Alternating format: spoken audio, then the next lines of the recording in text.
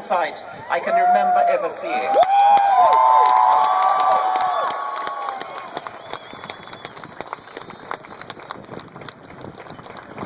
The sharper critical thinkers among you may have discerned that I don't come from these parts.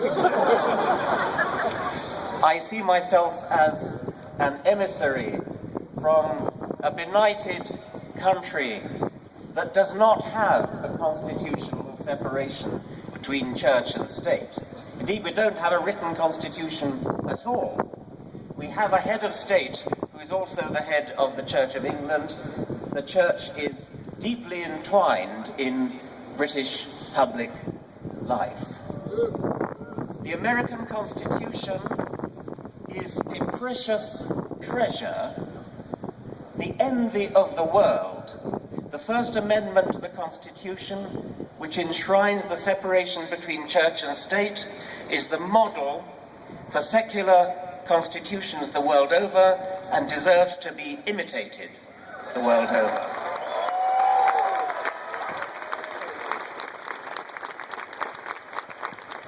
How sad it would be if, in the birthplace of secular constitutions, the very principle of a secular constitution were to be betrayed in a theocracy. And it's come close to that. How could anyone rally against reason? How is it necessary to have a rally for reason? Reason means basing your life on evidence and on logic, which is how you deduce the consequences of evidence. In 100 years' time, it seems to me inconceivable that anybody could want to have a rally for reason. By that time, we'll either have blown ourselves up, or we'll have become so civilized that we no longer need it. We must keep an eye on that.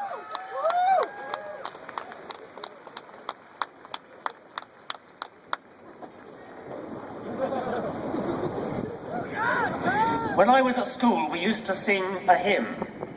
It went, "It is a thing most wonderful, almost too wonderful to be." After that, the hymn rather went off the rails, but those first two lines have inspired me ever since. It is a thing most wonderful that on this once barren rock, orbiting a rather mediocre star on the edge of a rather ordinary galaxy, on this rock, a remarkable process called evolution by natural selection has given rise to the magnificent diversity of complexity of life, the elegance, the beauty, and the illusion of design which we see all around us, has given rise in the last million years or so to a species, our species, with a brain big enough to comprehend that process, to comprehend how we came to be here, from extremely simple beginnings where the laws of physics were played out in very simple ways.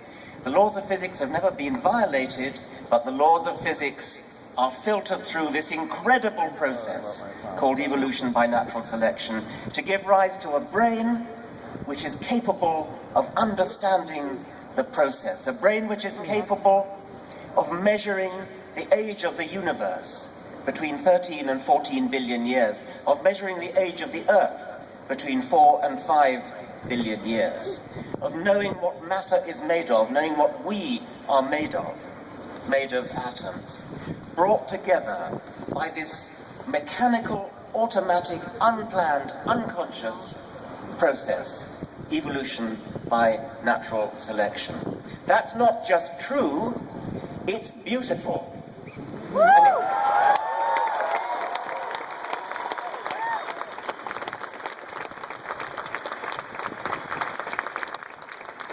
It's beautiful because it's true, and it's almost too good to be true. How is it conceivable that the laws of physics should conspire together without guidance, without direction, without any intelligence to bring us into the world. Now we do have intelligence.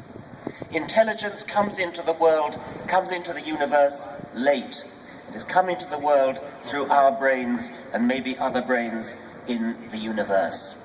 Now, at last, finally, after 4 billion years of evolution, we have the opportunity to bring some intelligent design into the world.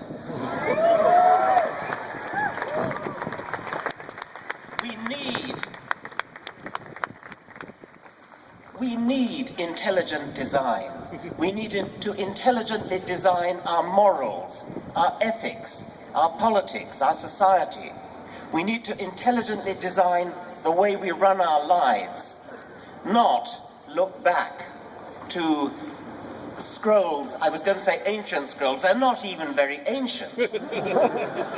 About 800 BC, the book of Genesis was written. I am often accused of expressing contempt and despising religious people. I don't despise religious people, I despise what they stand for.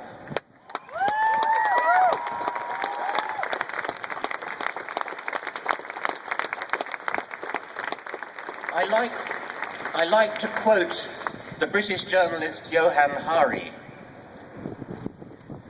who said,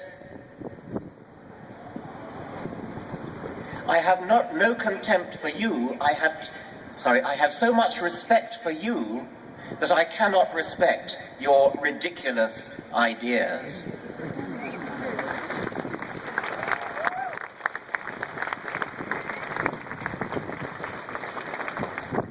The electromagnetic spectrum runs all the way from extremely long wave, radio wave end of the spectrum to gamma rays at the very short wave end of the spectrum. And visible light, that which we can see, is a tiny little sliver in the middle of that electromagnetic spectrum. Science has broadened out our perception of that spectrum to long-wave radio waves on the one hand and gamma rays on the other. I take that as being symbolic of what science does generally. It takes our little vision, our little parochial small vision, and broadens it out. And that is a magnificent vision for what science can do. Science makes us see what we couldn't see before. Religion does its best to snuff out even that light which we can see.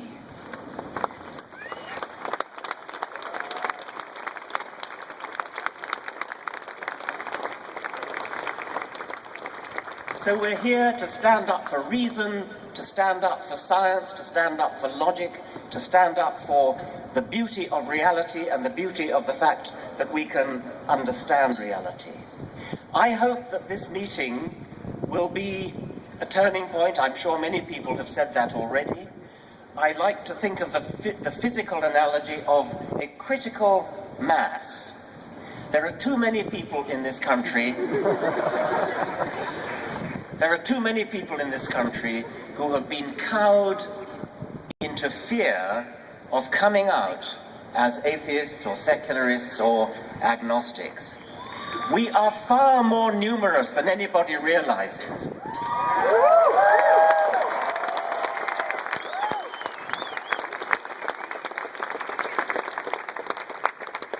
We are approaching a tipping point. We're approaching that critical mass where the number of people who have come out becomes so great that suddenly everybody will realize, I can come out too. At that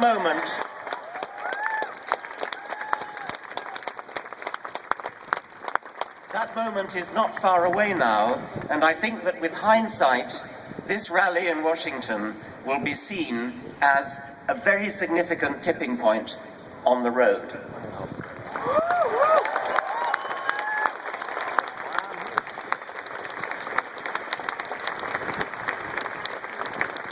And I would particularly appeal to my scientific colleagues, most of whom are atheists, If you look at the members of the National Academy of Sciences, about 90% of them are non-believers, an exact mirror image of the official figures of the country at large. If you look at the Royal Society of London, the equivalent for the British Commonwealth, again, about 90% of them are atheists. But they mostly keep quiet about it. They're not ashamed of it, they just can't be bothered to come out and express what they feel. They think religion is just simply boring, and they're not going to bother to even stand up and oppose it. They need to come out. Religion is an important phenomenon. 40% at least of the American population, according to opinion polls, think that the world, the universe indeed, is less than 10,000 years old. That's not just an error, that's a preposterous error. I've done the calculation before, and it's equivalent to believing that the width of North America from Washington to San Francisco is equal to about 8 yards.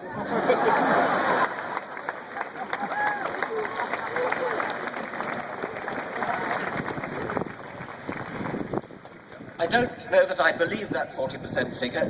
It stands up, it's been apparently so for about ever since the 1980s. But what I want to suggest you do when you meet somebody who claims to be religious, ask them what they really believe. If you meet somebody who says he's Catholic, for example, say, what do you mean? Do you just mean you were baptized Catholic? Because I'm not impressed by that.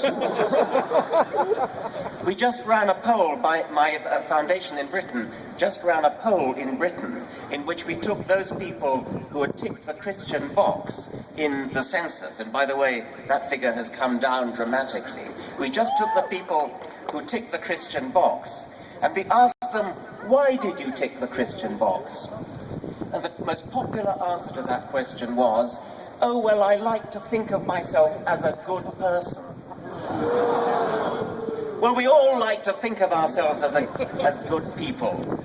Atheists do, Jews do, Muslims do. So when you meet somebody who claims to be Christian, ask him, what do you really believe? And I think you'll find that in many cases, they give you an answer which is no more convincing than that I like to be a good person. By the way, when we went on to ask a specific question of these only 54%, what do you do when you're faced with a moral dilemma? Where do you turn? Only 10% turned to their religion when trying to solve a moral question. Only 10%. The majority of them said, I turn to my innate sense of goodness. And the next most popular answer was, I turn for advice to relatives and friends. So when I meet somebody who claims to be religious, my first impulse is, don't believe you. I don't believe you until you tell me, do you really believe? For example, if they say they're Catholic, do you really believe that when a priest blesses a wafer, it turns into the body of Christ? Are you seriously telling me you believe that? Are you seriously saying that wine turns into blood? Mock them, ridicule them.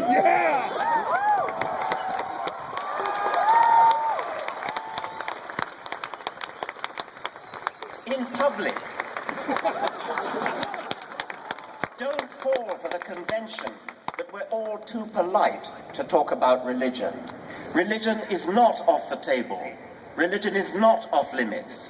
Religion makes specific claims about the universe which need to be substantiated and need to be challenged and, if necessary, need to be ridiculed with contempt.